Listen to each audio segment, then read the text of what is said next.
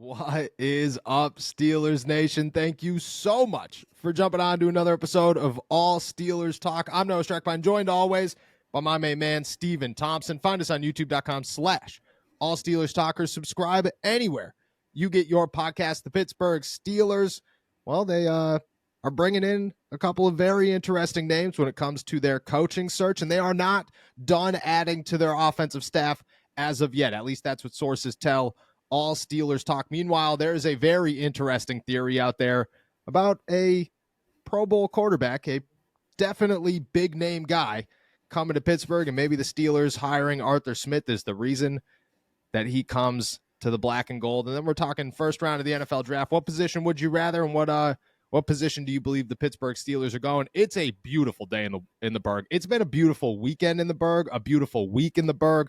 It looks like another beautiful week in the Burgh. I don't know what we did to deserve this weather. I think it's because we got snowed in Buffalo and Mother Nature's just giving us a bone here. But it's been a good time. How you feeling, my friend? I'm feeling good. Like you said, it is a beautiful day in the Berg. Even more beautiful because we're on with no scoops, Strackmine scoops. I don't know how you delivering the news on these offensive assistants. You're underselling what you did this weekend. You had a pretty good weekend, it seems like.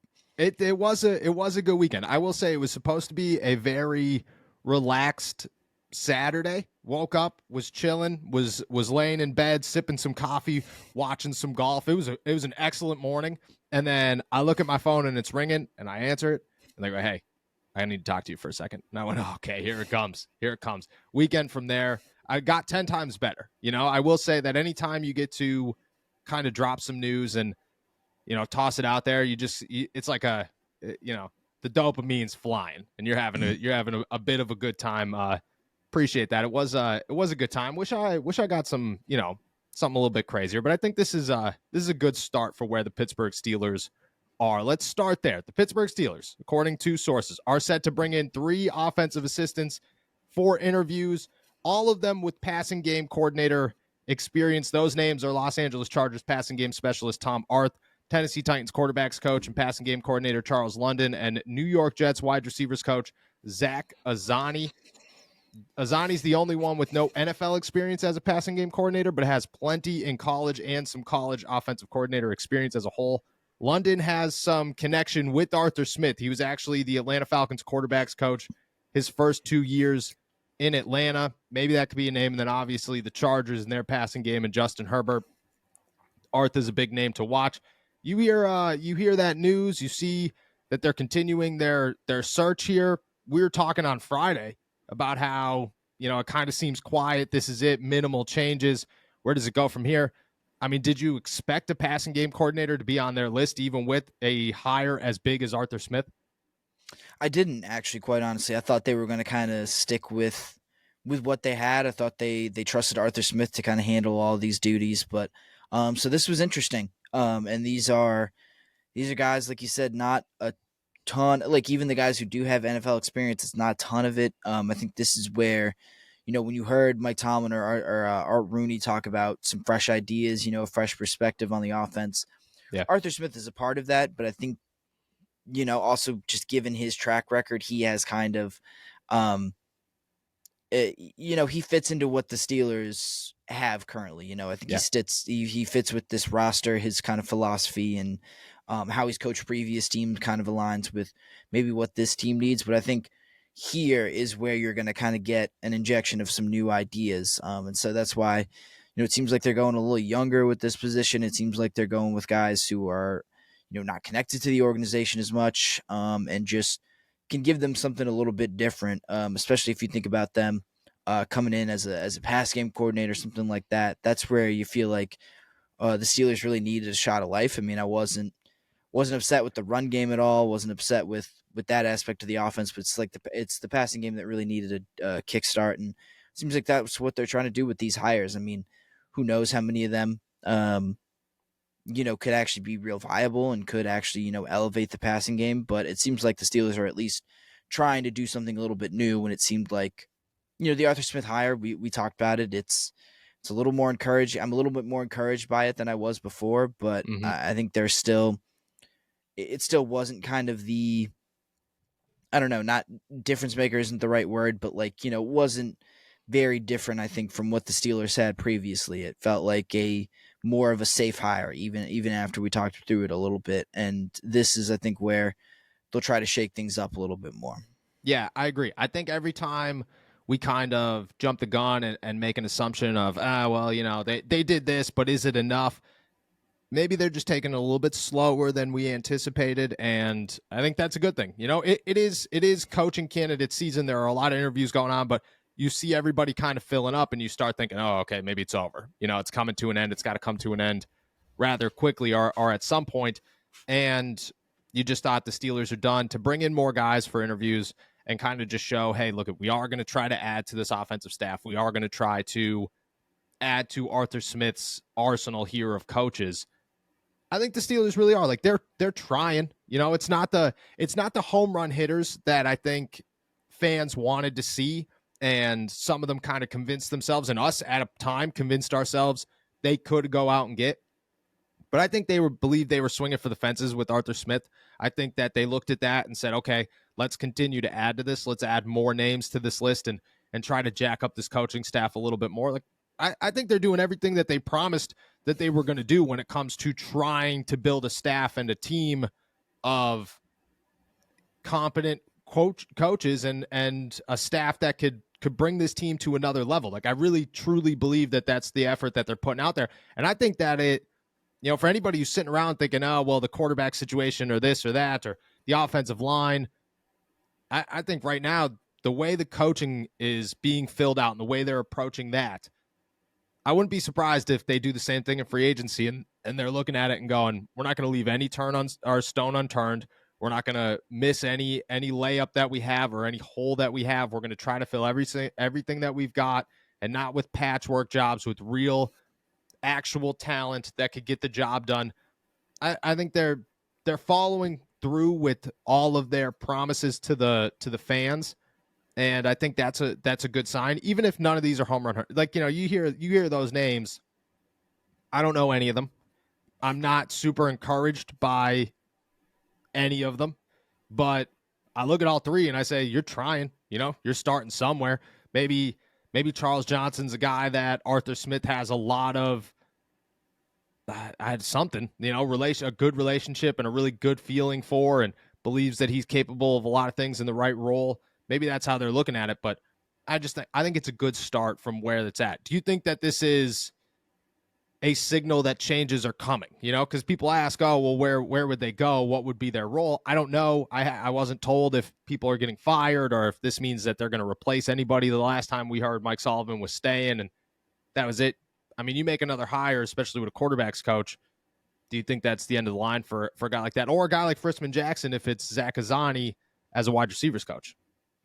No, I mean, I think you look at the experience that these guys have, and I think you look at them more, I think, as like passing game coordinators, offensive assistants, things like that, not necessarily position coaches. And I think, it's a gut feeling, but I feel like the Steelers are pretty comfortable with who their position coaches are right now. I mean, I think if they weren't, changes would have been made a lot earlier. Like it wouldn't, I don't think you hold on to a guy just because you're having trouble finding his replacement. Like if Mike Tomlin wasn't happy with what Mike Sullivan was doing, with what Frisman Jackson was doing, I think those guys would have been fired earlier in the year. Like they would have made this a full blown search along with the offensive coordinator position. And that hasn't happened. So I think they are going to fill, these candidates are candidates to fill a complementary role, not necessarily replace anyone on the coaching staff. So, for better or worse, I mean, there's certainly,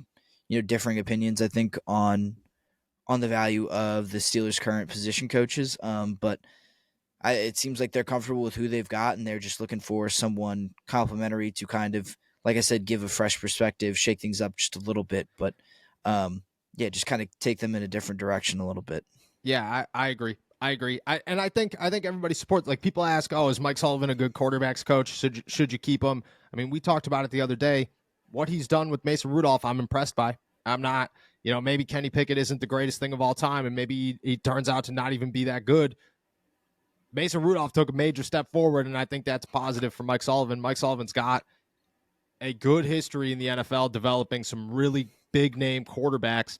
I don't think you could take that away from a guy who just may not have it and may not be built to be a starter in the NFL. Frisman Jackson, I'm not getting rid of. I mean, I guess maybe the coaching staff knows more than I do, and Mike Tomlin knows more than I do, but George Pickens is a monster, and his only coach in the NFL has been Frisman Jackson.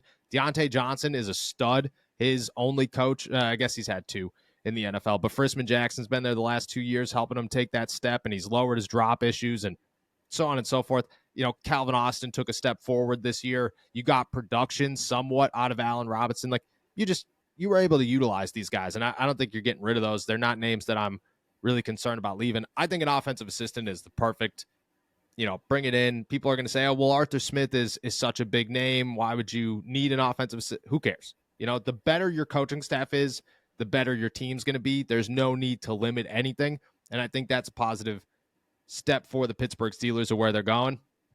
I also think this is an Arthur Smith hire. This is let me check out some guys. I'm probably in that interview process with you, and we're going to find a guy to come in here and be a passing game coordinator that I feel comfortable with. I think it's a big move for the Pittsburgh Steelers. I have no issues about it.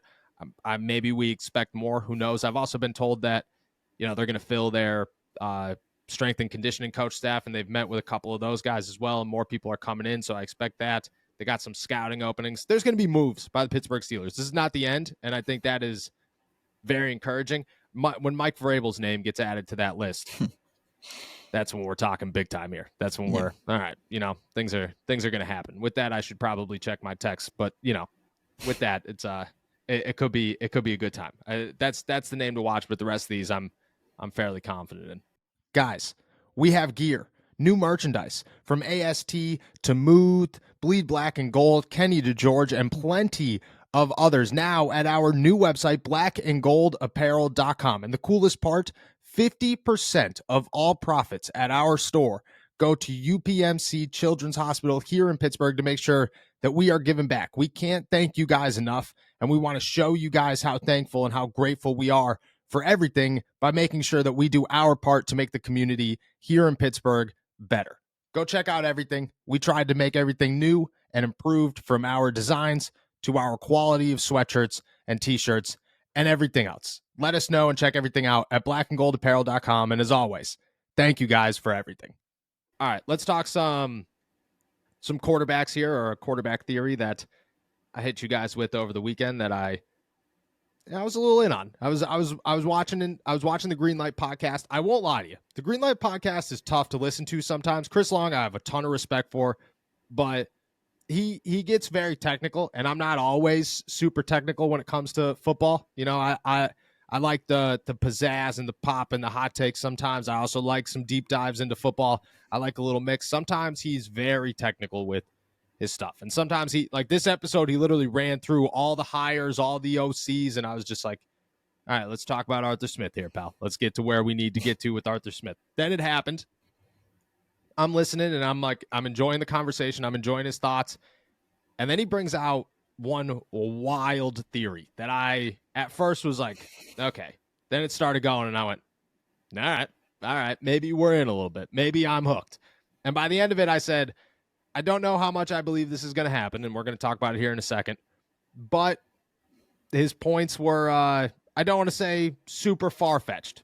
At least a guy who understands the NFL and isn't as into hot takes as a lot of these podcasts. I think there was actual evidence behind what he was trying to say. This is what he said, quote unquote. Quote, I think he's a guy who Pittsburgh can look at. And I also wonder if this move is instructive to thinking maybe there's a wild card kind of quarterback that they have in mind that they can acquire or go after. And maybe Kirk Cousins is that guy.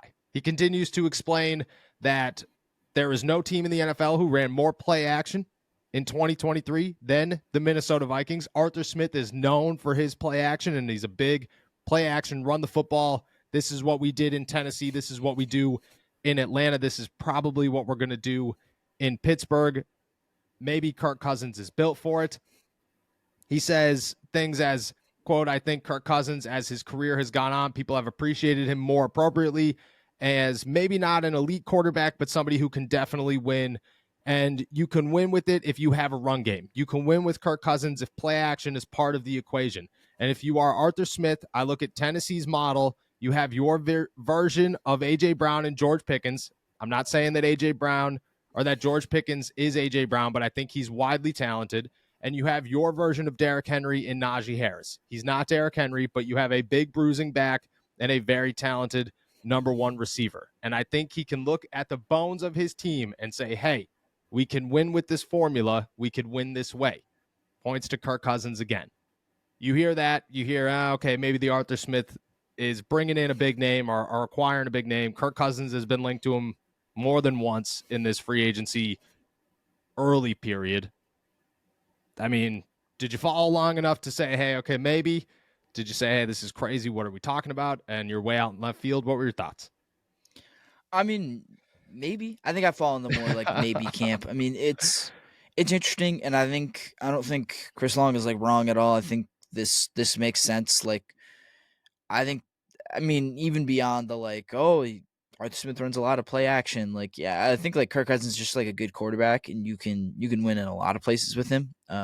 Especially if you're the Steelers and you have the kind of talent that you have around him. I'm not going after Kirk Cousins specifically because Arthur Smith runs a lot of play action, right? Like, I'm going after him because he's an obvious upgrade at quarterback. Like, if your biggest concern is, don't make that your reason for signing Kirk Cousins, I guess would be mine. Because I think Mason Rudolph could do that. I think Kenny Pickett could make good use of play action passing. I think there's a million quarterbacks that could. Not a million, but there are a bunch of quarterbacks who could do that. And I'm not taking on a $30 million cap hit with Kirk Cousins just because he runs play action well. Like, I think you can find someone who does that for a much cheaper price. But I'm interested in Kirk Cousins. Like, I think if the Steelers really feel like they need to make a big swing this offseason, which I'm not necessarily sure they do to be really competitive, in the AFC. But if they really want to take this swing, if they think this is going to put us over the hump, I'm all in on it. I mean, like, I don't mind Kirk Cousins at all. Like, I think he would be an obvious upgrade over everyone that they have at the quarterback position. And I think he could give this team a different element. I think it's just all about whether or not, the Steelers are willing to pay that much right now. I think it's an interesting, I don't know, because just with limited cap space, like, how much are you investing in a position where you have some options, right? And it seems like they have some options that I don't know if they're super confident in them, but I think they believe in them enough. So I just don't know if Kirk Cousins is really like the most appropriate fit for what I think the Steelers want to do right now. I agree. It's tough to bring in a guy who's going to have a massive contract. It's tough to take that risk without certainty that you're going to go somewhere with it. I think if the Steelers think this is their year and they're going to go win a Super Bowl, which who says it's not, like, this team looked very good with Mason Rudolph out there.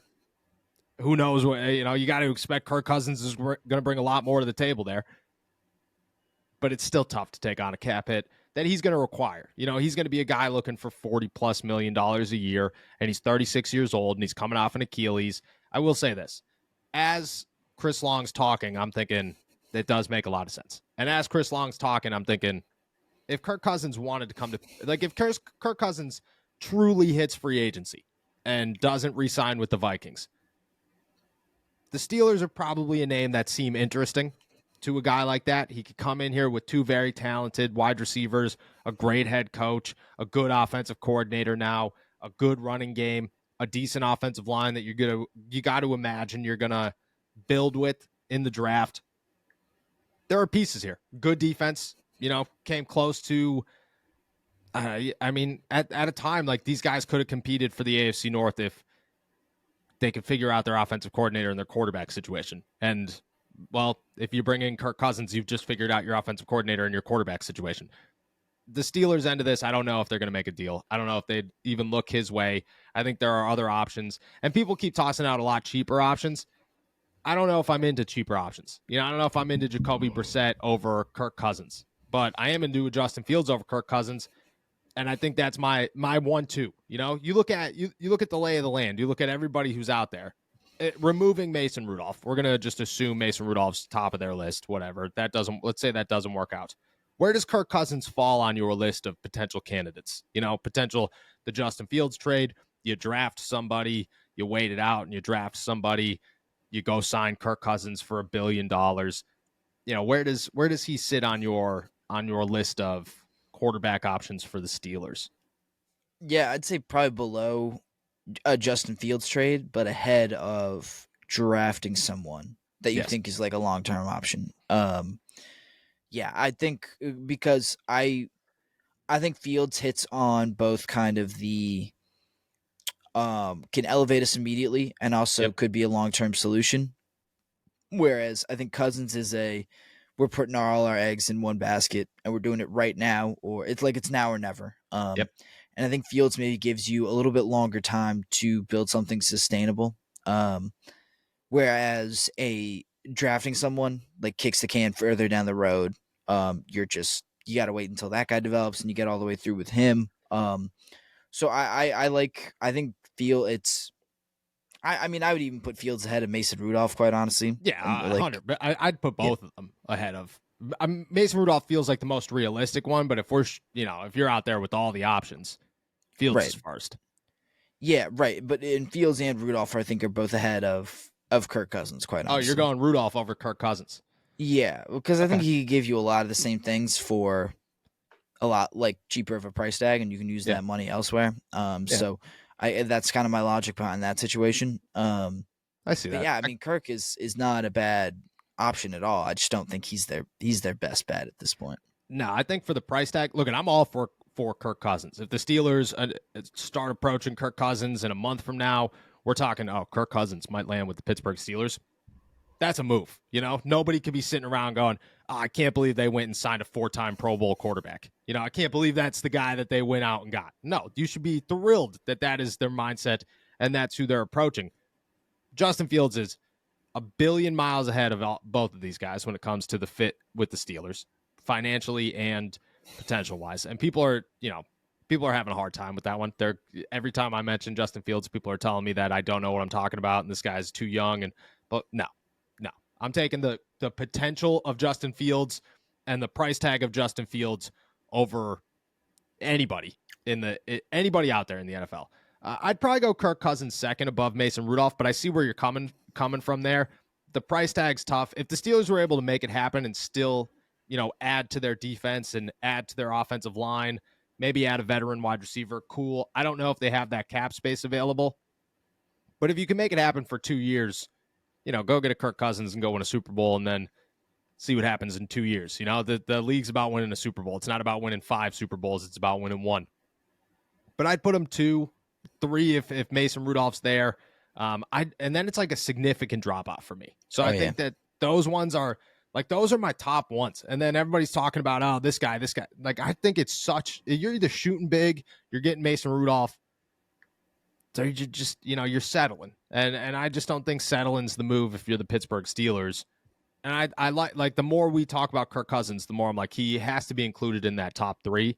And there's not even a conversation for the rest of them. It's a boring conversation because they're boring names and they're not gonna move the needle for you. At that point, just see what you got in Kenny and bring somebody in. Like if you're bringing in Jacoby Brissett, your expectation is for Kenny Pickett to start. That's where you're at if you're the Pittsburgh Steelers. That should not be your mindset. It should be Kenny's got to earn the starting job, and if he doesn't, it's because our starter is about to be a stud. That's where the Steelers should say. So I don't know. Well, your thoughts before we move on here on the Arthur Smith hire. Do you think it draws more? Do you think it pushes the needle for the Steelers to make a move at quarterback? And do you think if you are a quarterback, like a bigger name quarterback, you're more interested in coming to Pittsburgh? I mean, yeah. I think if you're a bigger name quarterback, you're definitely more interested now that they I don't know. I don't think Arthur Smith I don't think it changed any of your. I don't know. I don't think it affected your perception of the Steelers negatively. I'll say it. I'll put it that way. Like maybe you had no change in opinion, but I think if anything, it made them look more attractive from this point, just because there's some past success there. There's a history of of success when he's worked with quarterbacks and he's given them tons of support, and he's been able to complement a quarterback as well. So I, I think it makes the Steelers look more attractive to a veteran quarterback. You know, how much more attractive, I'm not really sure. Yeah. Because I think the real drawing points were the talent that you have around you. I think you figured that they were going to find a somewhat competent offensive coordinator. So you're looking more at guys like Pickens and Najee Harris, Jalen Warren, Deontay Johnson. Like those are the guys that attract you to Pittsburgh. And those guys were always going to be there. So Yeah, I agree. I think it moves the needle on the Steelers' end to say, hey, let's go get a quarterback. On the quarterback side of things, dude, Mike Tomlin is Mike Tomlin, and people will forever want to play for Mike Tomlin, and people will forever want to play with George Pickens and Deontay Johnson and Najee Harris, and that ain't. People want to come to play with Minka Fitzpatrick and T.J. Watt, and they'll be quarterbacks, and they'll say, well, you got T.J. on the other side. It's like, all right, yeah, cool, that doesn't affect you at all, but sounds good. It's just the Steelers, and that's just where they sit. I agree with that 100%. All right, last thing I want to talk about here. Senior Bowl, I went live with Nick Martin, boots on the ground, 3 times last week.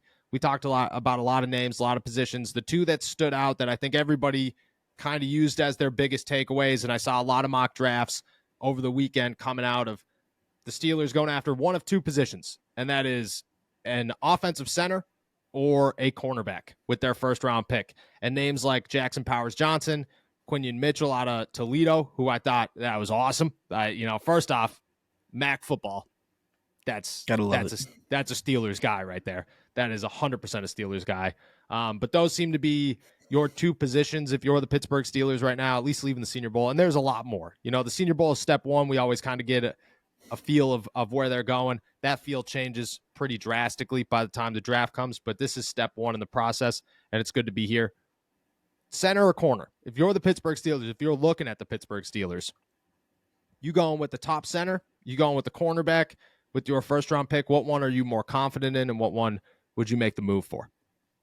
Well, I'm looking at corner, I think, with that first pick, just because I think the corner class is a little deeper. There's a little bit more top-end talent. You look at certain mock drafts and they're like 4 or 5, maybe even 6 corners going in the first round. And the first center isn't off the board until the second round, like early second round. So I think you can still find, there's kind of seems to be like 3 like really high quality centers in that first round. It's like Zach Frazier from West Virginia. There's Jackson Powers-Johnson, obviously who's before him, and then Van Lynn, forget the first name, but from Georgia. Yeah. That guy was a first round pick like 2 weeks ago, I swear. I know, and his fall off was he doesn't show up to the Senior Bowl, and I'm talking to Nick Martin, and he's saying, maybe he's a 3rd or 4th round guy now. I'm like, oh, that's like wild to me.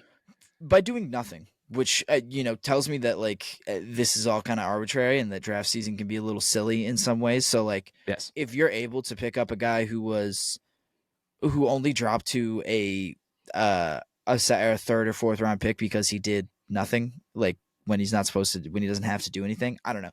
That doesn't really change my opinion on him either way. Like it seems a little ridiculous that he fell that far for just not showing up to something. But that's to my point. Like, I think you gotta take the opportunity to grab one of those top corners immediately.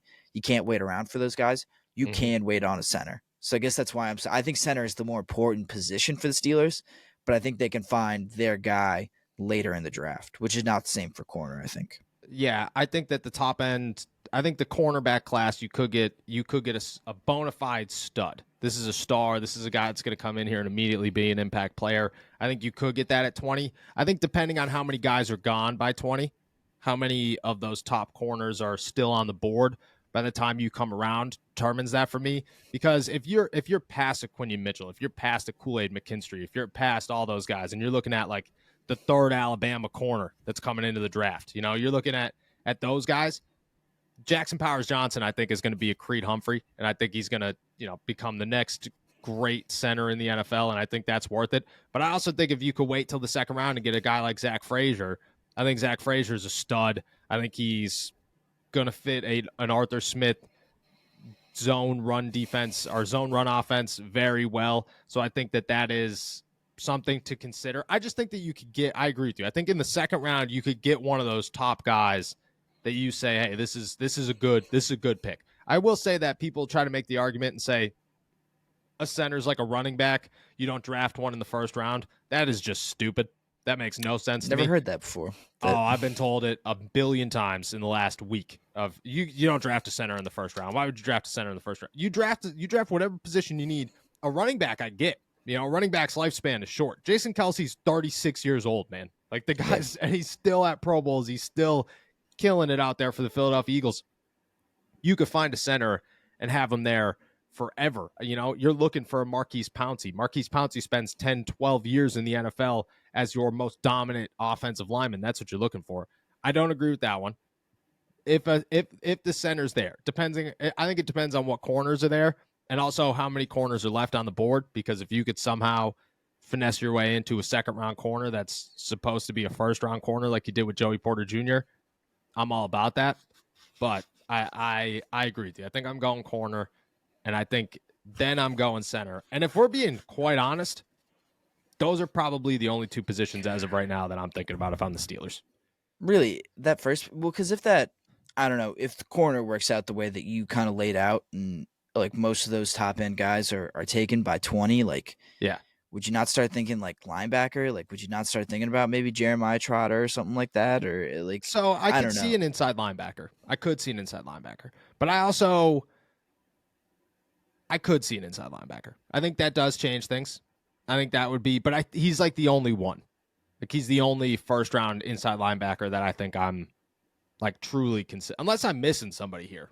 But I feel like he's the only one that's like, this dude's going to be a stud. Yeah, I don't think you are, but I just think like, yeah, I mean, even I'm looking at Tankathon right now, and they don't only have they have Trotter as as the number 52 overall prospect on the board. So maybe you don't even have to spring for someone that early. I guess you're right in that sense. Like outside of corner and center, like there's not much that fits into a pick at number 20, like into that slot that the Steelers need immediately. No. And I think you could sign a tackle in free agency and you could feel very confident about that tackle. I think that you could draft a tackle there too as well. But 20 is like I think the Steelers got lucky with Broderick Jones at 14 or whatever they moved up to get him with. Like those tackles, those like top tackles are typically gone by pick 20. By the end of the first round, you're like, all right, this guy could be good, but like, you never know. I think at that point it moves away. I think those two positions are huge. So I would think maybe safety too, like depending on what safety's there. But I think safeties you could find in the second round too. And safeties typically drop more than most positions. But I've seen people toss out like wide receiver. No chance I'm thinking of a wide receiver. No chance I'm thinking of a quarterback unless, for some reason, like Jaden Daniels, just people are like, well, we can't draft him. We're just going to let him slide. But I don't see that happening either. I think center and corner are your top ones. Inside linebacker, I'd be interested in. Depending on how the board shakes out, I'd be interested in Jeremiah Trotter because I think he's going to be an absolute animal. And I think his draft stock will rise as we get closer. But I think those are the only three. Yeah. I was just because I feel like, the linebacker thing, like, just how many years have they done the like patchwork, inside linebacker thing? Like, it'd be real nice, I think, to just have a guy there that you believe in, that'll be here for a while, that you just don't have to think about moving forward. Yeah, you got to shake off the Devin Bush rust and go, and make a move. An easy. Don't trade. Don't make a trade for anybody. Just be logical about it and go that way. But I agree. I think you have to shake that off, and I think that's especially with Landon Roberts being 30 years old. You're going to keep him for as long as you could, and Cole Holcomb too. But if those two could be your guy with a rookie, and then you develop that rookie into something really great, I agree. I think that's a missing piece that the Steelers have tried desperately to fill. And every year by the end of the season, you're just like, well, where would they be with an inside linebacker? You're like, well, maybe it's time they find out. So I agree with that. I do agree with that one. All right. With that said, we're heading out of here. Thank you guys so much for jumping on to another episode of All Steelers Talk. Make sure to subscribe to us on YouTube, youtube.com/All Steelers Talk. Check us out anywhere you get your podcast. We are really pushing for some audio downloads and to get our name bumping on Apple Music, our Apple Podcasts, and Spotify podcasts. So make sure that you go check those out anywhere you get your podcasts. Find all our work at allsteelers.com and our pick coverage at insidethepanthers.com. As always, we will be back on Wednesday. Enjoy another beautiful day in the Berg. Peace.